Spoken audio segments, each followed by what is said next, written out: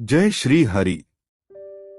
नमस्कार दोस्तों गरुड़ पुराण में भगवान श्री कृष्ण ने गरुड़ जी को मृत व्यक्ति की ऐसी चीजों के बारे में बताया है जिनका इस्तेमाल किसी भी जीवित व्यक्ति को नहीं करना चाहिए।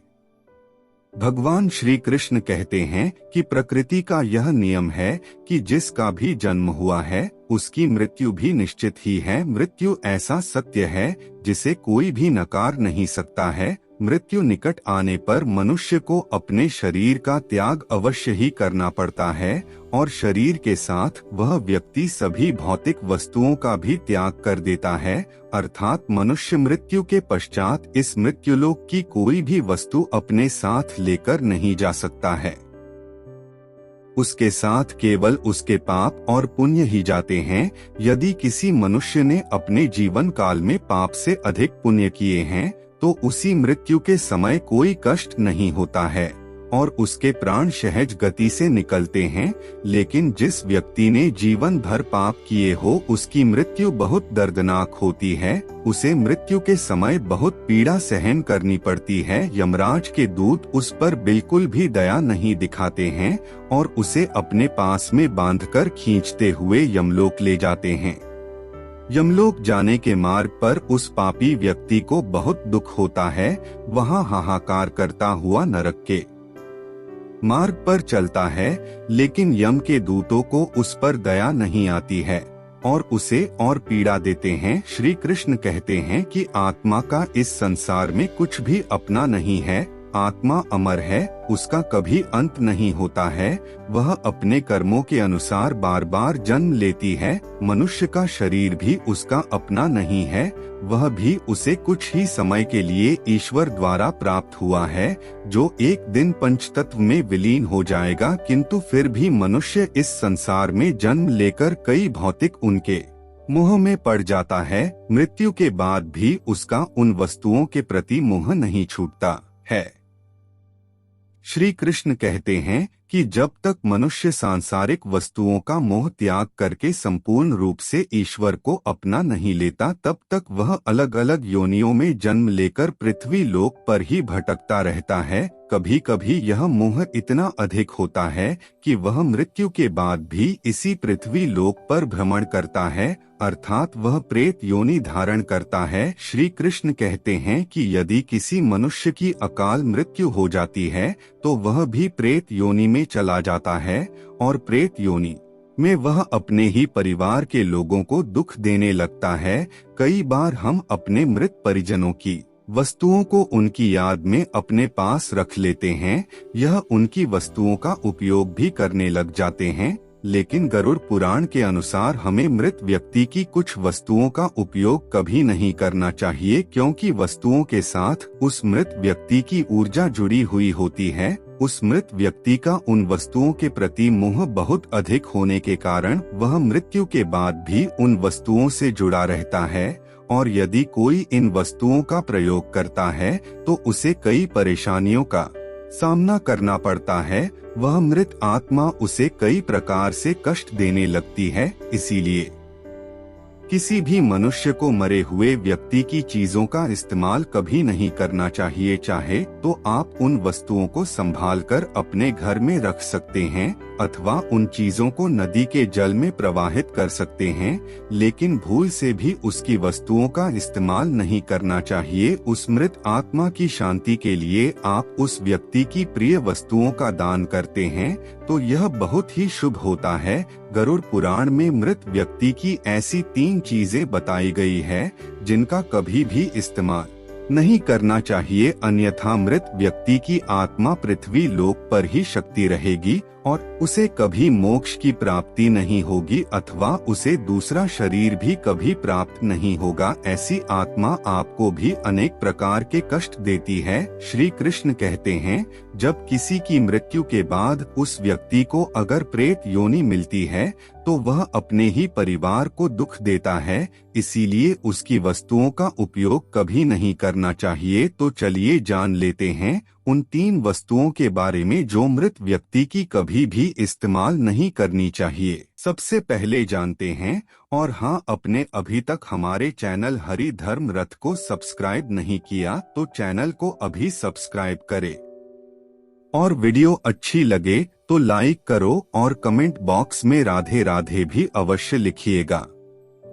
तो आइए हम आपको इस बारे में संपूर्ण जानकारी प्रदान करते हैं। घर में मृत व्यक्ति की तस्वीर कहां पर लगानी आनी चाहिए? शास्त्रों के अनुसार प्रत्येक मनुष्य को अपने घर में पूर्वजों की तस्वीरें, चित्र अथवा फोटो अवश्य लगाने चाहिए। इसे बहुत ही शुभ माना गया है। अपने मृत परिजन का चित्र बनाते समय इस बात का ध्यान रखें कि उनका फोटो, चित्र अथवा तस्वीर क्रोधित अथवा दुखी अवस्था में ना हो। आपके पूर्वज फोटो में खुश दिखाई देनी चाहिए। जब भी हम उनके तस्वीर के दर्शन करें तो हमारे मन में उनके प्रति प्रेम और श्रद्धा का भाव प्रकट हो। यदि पूर्वजों का फोटो क्रोधी अवस्था में हो तो यह मन में भय की स्थिति निर्माण करता है। छोटे बालक उनसे प्रेम करने के बजाय द्वेष करने लगेंगे। इसीलिए पूर्वजों का चित्र अथवा तस्वीर बनाते समय इस बात का खास ध्यान रखें। ध्यान रहे, आपके पूर्वज अब इस संसार में नहीं हैं। ना तो वह भगवान है और ना ही मनुष्य है। आपको उनका सम्मान करना चाहिए, किंतु उनके सामने अपना दुख और करो एक जैसी भावनाओं को प्रकट ना करें, अन्यथा आपके पितृदेव दुखी हो जाएंगे। पितृपक्ष के दिनों के अलावा अन्य दिनों में उनका आवाहन अथवा उनकी पूजा नहीं करनी चाहिए। पितृपक्ष के दिनों के अलावा अन्य दिनों में जो आत्माएं घर में प्रवेश करती हैं, वह प्रेत आत्माएं होती हैं। इससे घर में भयंकर दुख का वातावरण निर्माण होता है। वास्तुशास्त्र के अनुसार पितरों की अथवा पूर्वजों की तस्वीरों को भूलकर भी पूजा घर में नहीं रखना चाहिए। इससे भगवान का अपमान होता है। इससे आपके सभी मित्रगण अत्यंत दुखी और क्रोधित हो जाते हैं। यदि आपके किसी परिजन की अकाल मृत्यु हुई है तो विपरीत योनि में चले जाते हैं और पृथ्वी लोक पर ही भटकते हैं।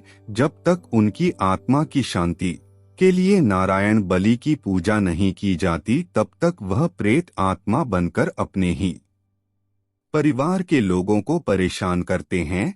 ऐसे में आपको उनकी तस्वीर घर में नहीं लगानी चाहिए और पितृपक्ष में उनका श्राद्ध भी नहीं करना चाहिए। पितरों की तस्वीरें सदैव भी उत्तर दिशा की दीवार पर लगानी चाहिए, ताकि उनका मुख दक्षिण दिशा की तरफ होना चाहिए। इसके अलावा अन्य किसी भी दिशा में पितरों की तस्वीर लगाना अशुभ माना गया है। खासकर ईशान कोण में पितरों की तस्वीरें भूल से भी नहीं लगानी चाहिए। पितृपक्ष में भी पितरों के लिए किए जाने वाले सभी कार्य दक्षिण दिशा की तरफ मुख करके करनी चाहिए। ध्यान रहे, मृत व्यक्ति के साथ कभी भी जीवित व्यक्ति की तस्वीर नहीं लगानी चाहिए। साथ ही शयन कक्ष में और रसोई घर में पितरों की तस्वीरें ना लगाएं।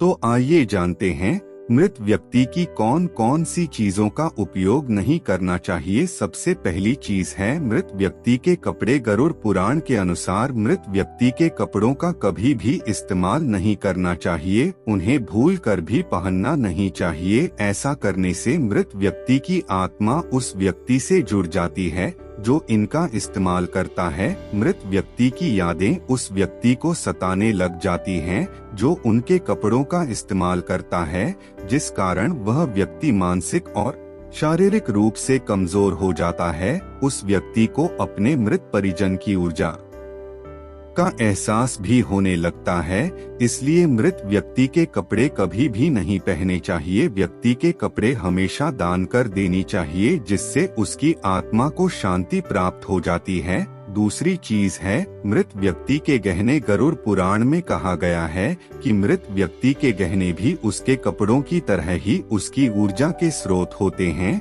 व्यक्ति का अपने गहनों से लगा कपड़ों से भी कई गुना ज्यादा होता है, क्योंकि प्रत्येक व्यक्ति ने खुद को सुंदर प्रतीत करने के लिए पहनता है।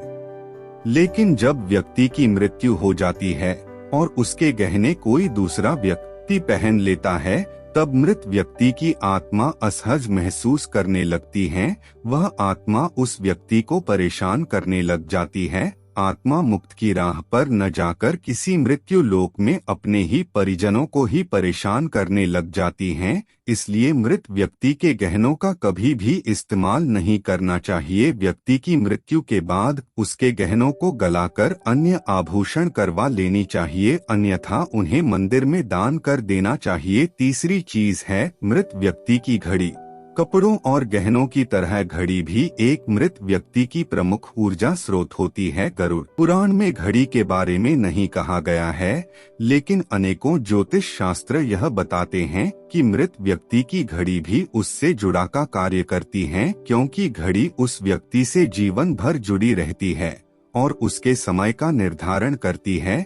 इसलिए उस व्यक्ति की मृत्यु के पश्चात उसके समय का भी अंत हो जाता है, जिस कारण उस व्यक्ति की घड़ी का कभी भी इस्तेमाल नहीं करना चाहिए। ऐसी मृत व्यक्ति की घड़ी को हमेशा दान ही करना उत्तम माना जाता है। तो दोस्तों, उम्मीद है आपको आज की बहुमूल्य जानकारी पसंद आई होगी। तो हमारे चैनल हरि धर्म रथ को सब्सक्राइब अवश्य कीजिए और इस जानकारी को अपने सगे संबंधियों मित्रों के साथ शेयर भी कीजिए। लाइक भी अवश्य करें और कमेंट बॉक्स में जय पितृदेव, जय श्री कृष्ण और अपने सुझाव भी अवश्य लिखिएगा। कोई गलती हुई हो तो माफ करना। हम आपसे अगली वीडियो में मिलते हैं। धन्यवाद। राधे राधे।